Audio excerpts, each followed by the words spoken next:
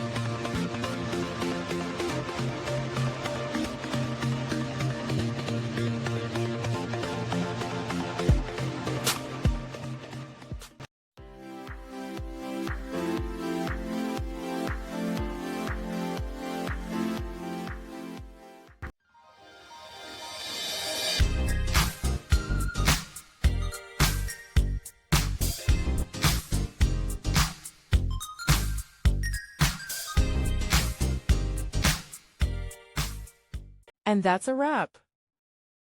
I hope you found the answer you were looking for.